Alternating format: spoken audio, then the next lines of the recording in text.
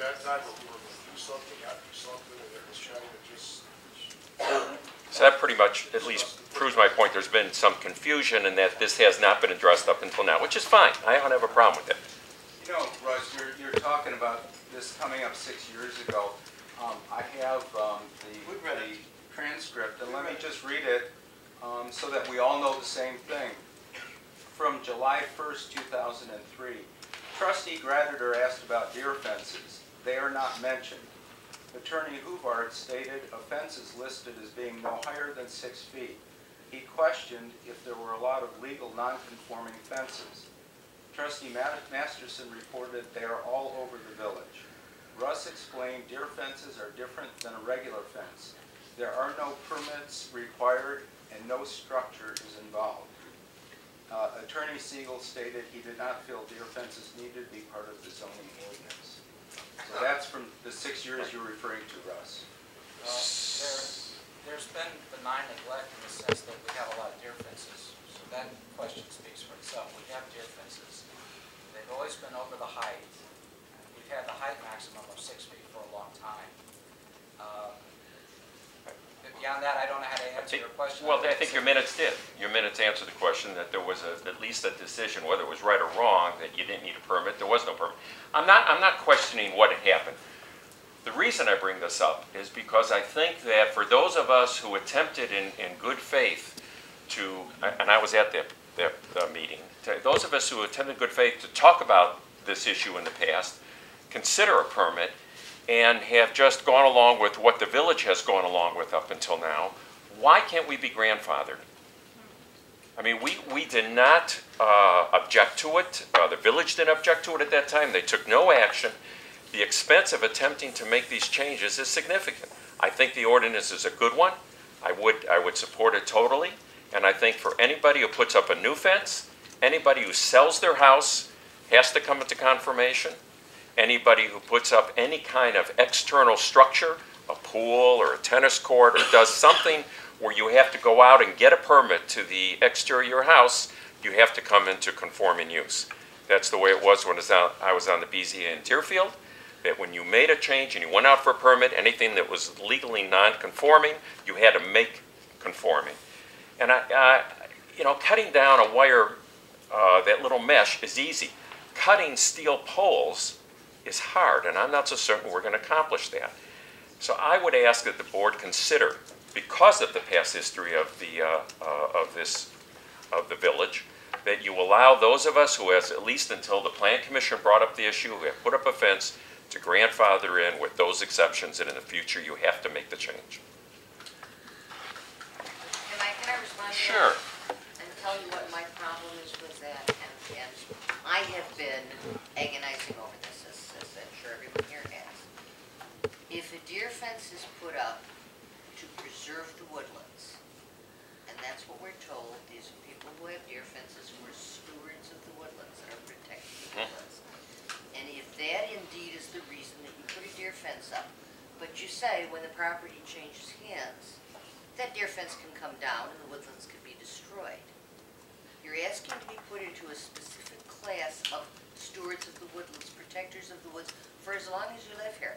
No. Okay. I didn't say when you moved that you had to take the fence. I'm saying it had to come into compliance. But you see, my problem is that as long as we have nothing that encumbers a title, people who have deer fences because they are trying to improve the quality of the woodlands, and I respect that very much, by the way.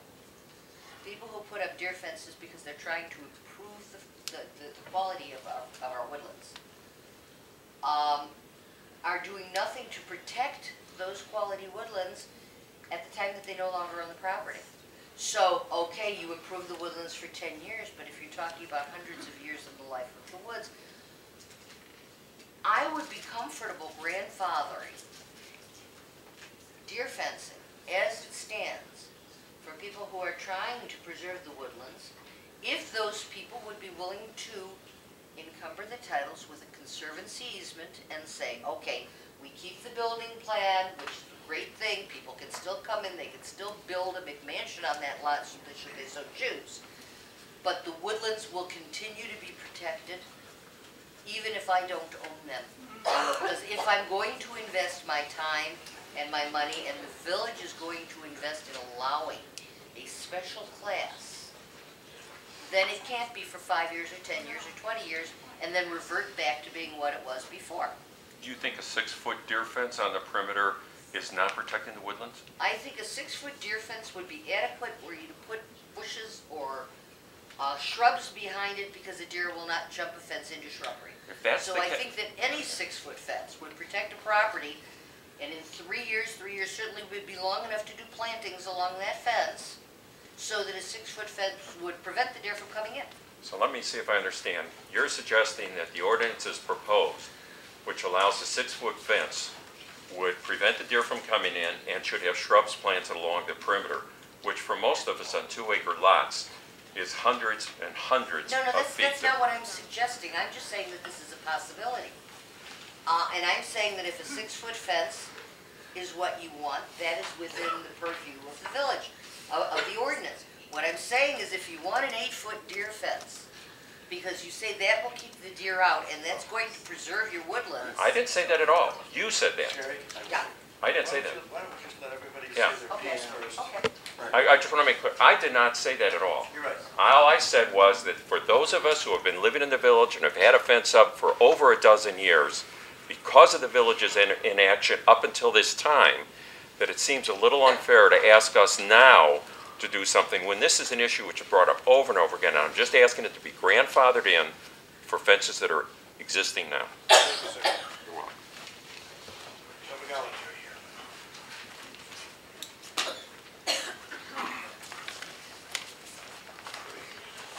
Excuse me. Joe McGowan. Joe McGowan, 716 Ringland, McGowan. I'm going to apologize up front. I have some very strong emotions, and I'd just like to share that. We've been residents out here for over 40 years. We love Riverwoods. We came out here, population was like 350 people, and you know, the Trillium were beautiful, but you know what? The woods and the undercoating, and maybe a few of you can remember, it was really kind of ugly when you really cut through if you ever wanted to plant or garden. The biggest problem back when we moved out here were nettles. They were just these long, spindly things, and they spread like wildfire. And you could spend 12 months a year trying to weed them, and they would keep coming back.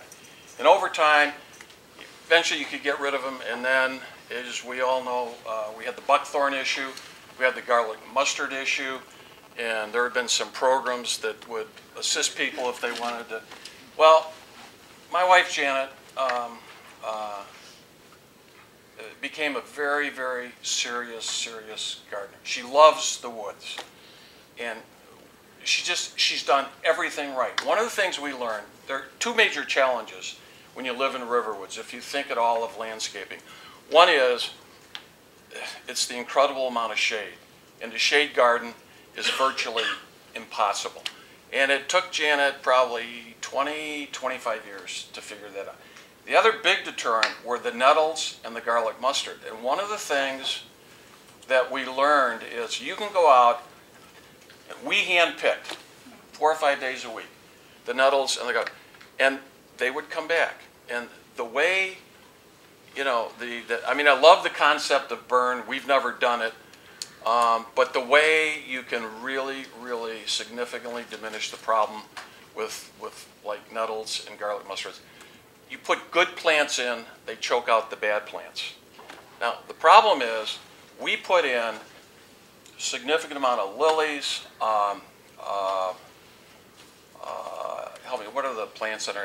Hostas, a lot of columbine and whatnot. The problem is the deer just